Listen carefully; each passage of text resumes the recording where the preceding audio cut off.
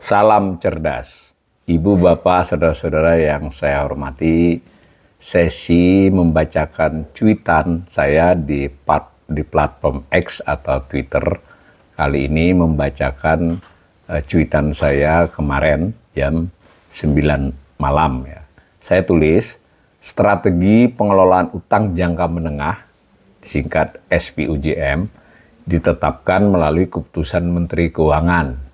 Sebenarnya berlaku untuk 4 tahun. Nah, belakangan Ibu Sri Mulyani mengubahnya justru tiap tahun. Meskipun judul dokumennya atau di keputusan Menteri Keuangan itu KMK tersebut judulnya tetap 4 tahun ya.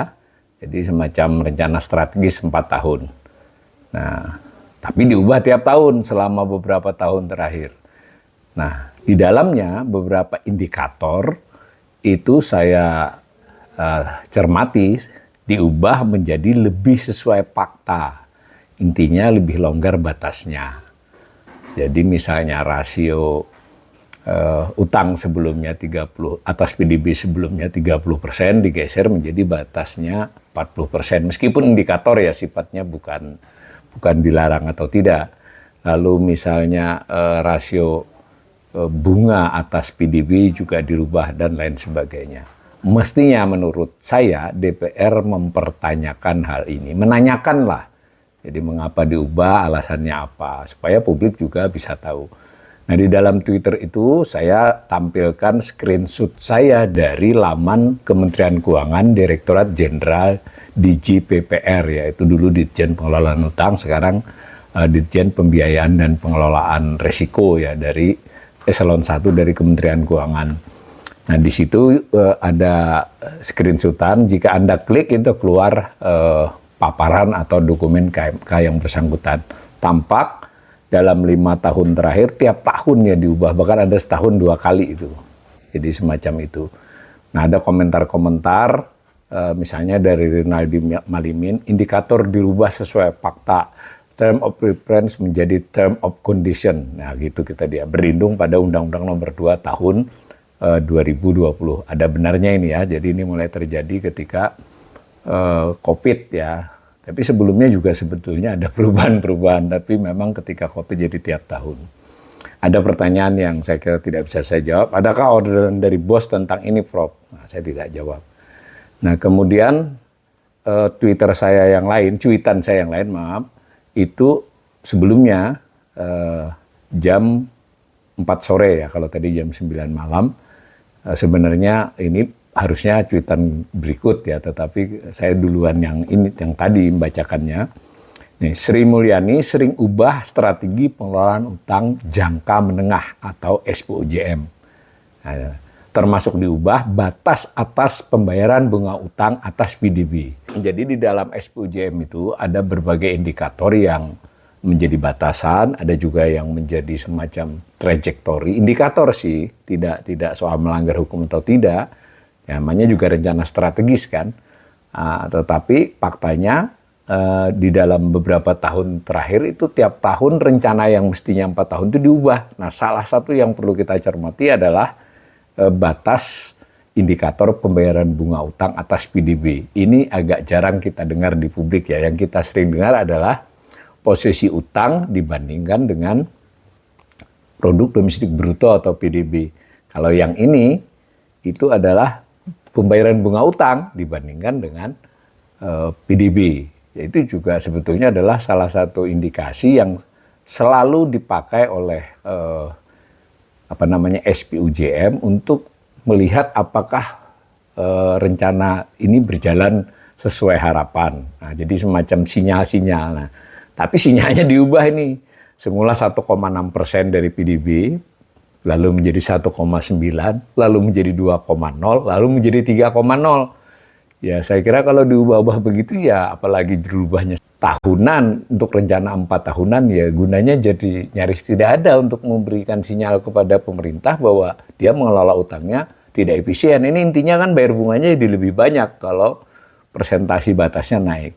Mestinya menurut saya DPR mempertanyakan tentang SPUJM 4 tahunan ini yang diubah hampir tiap tahun dan menanyakan beberapa perubahan batas indikator.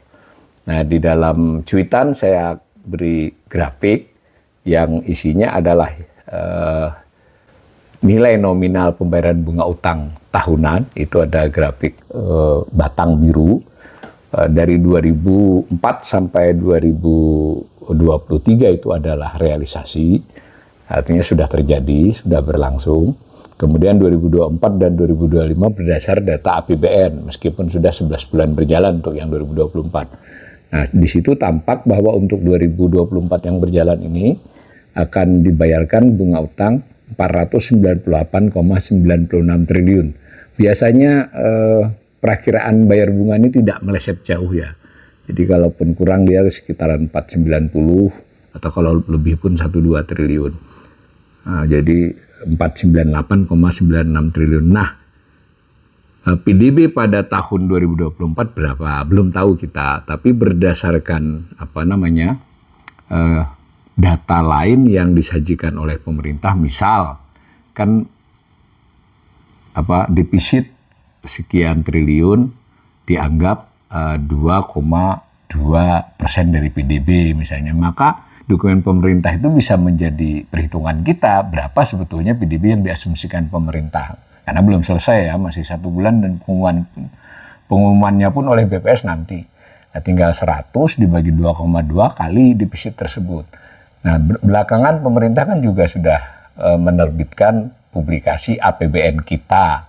Jadi APBN kita yang Desember 2024 itu adalah data realisasi sementara sampai 30 November. Di situ disebutkan juga defisit sekian adalah sekian persen dari PDB. Lalu di bagian utang 8.680 itu merupakan 39,20% dari PDB. Berarti kita kan bisa tahu asumsi PDB-nya.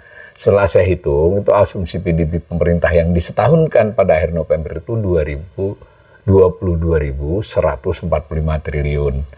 Nah, saya anggap aja memakai 22.150 triliun. Maka 498,96 triliun dibagi dengan 22.150 triliun dapatlah angka berapa itu 2,20%. Jadi kalau memakai batas lama 2% sudah dilanggar, tapi batas barunya sudah bukan dilanggar ya, maksudnya sudah harus diwaspadai. Nah, sekarang diganti menjadi 3, jadi seolah-olah ini no problem. Nah, untuk 2025 bagaimana? Kita bisa lihat bayar bunganya 553 triliun, hampir ya 552, triliun. Lalu PDB-nya berapa? Untuk tahu PDB-nya kita bisa buat proyeksi.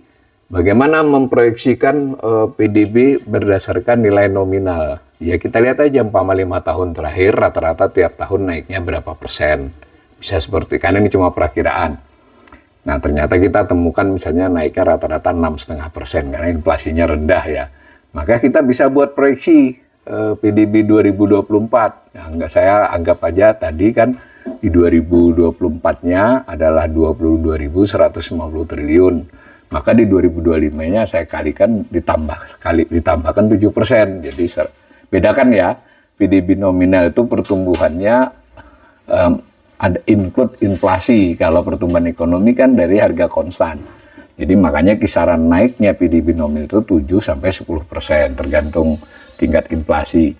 Kalau pertumbuhan ekonomi kan kisaran 5. Nah, ini maka kita dapatlah angka PDB di tahun 2025. Perakiraan tentu saja. Nah, tadi kita sudah dapat angka pembayaran bunga utangnya atas tahun depan dibagi dengan PDB-nya masih malah akan meningkat menjadi kisaran 2,30%. Itu cuitan saya. Nah, ada beberapa komentar dari Blank nih. Mohon dielaborasi perubahan ini efek jangka pendeknya apa, Prof? Jangka pendeknya kan sudah kelihatan bahwa pemerintah ruang fiskalnya sempit, bayar bunganya banyak nih. Bukan hanya bayar bunga, di cuitan saya sebelumnya kan adalah juga harus bayar pokok utang. Jadi pokok utang ditambah bunga dan ini menunjukkan tren meningkat semua.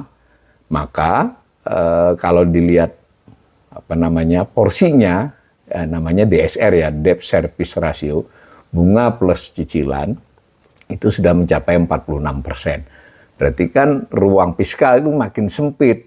Nah, mau nggak mau harus utang. Itu jangka pendeknya. Nah, ketika pemerintahan baru memiliki beberapa program, kan nggak hanya operasional, tapi adalah program baru tersebut. Misalnya MBGK, apalagi ada mau membangun rumah rakyat sekian banyak, ditambah lagi beberapa program unggulan lainnya. Nah, itu jangka pendeknya sudah langsung. Akhirnya PPN yang meskipun ditolak oleh banyak orang, tetap aja dipaksa. Karena kalau nggak naik, ya kebayang tidak pendapatannya akan lebih rendah lagi. Nah, lalu di komentar berikutnya, menterinya tukang utang. Saya nggak komentar. Ketika target peningkatan pendapatan dengan menggelontorkan penggagal, apakah perlu kemampuan analisa kurang atau memang dibuat batasan supaya bisa utang lagi? Ya silahkan dinilai ya komentar ini. Nah, dan seterusnya. Nah, ini ada komentar, saat itu agak sulit dilakukan, DPR isinya orang-orang Mulyono katanya. Sekarang kan masih bisa dilakukan kalau mau kan. Kalau DPR sekarang kita lihat saja nanti. Nah, dan seterusnya. Intinya ini banyak komentar-komentar yang silakan dibaca aja. Saya nggak mau komentari karena itu penilaian pribadi. Intinya dari dua cuitan ini saya mengingatkan bahwa SPUJM, jadi tekanannya adalah perencanaan pemerintahan jangka menengah itu relatif buruk ya, berubah-ubah.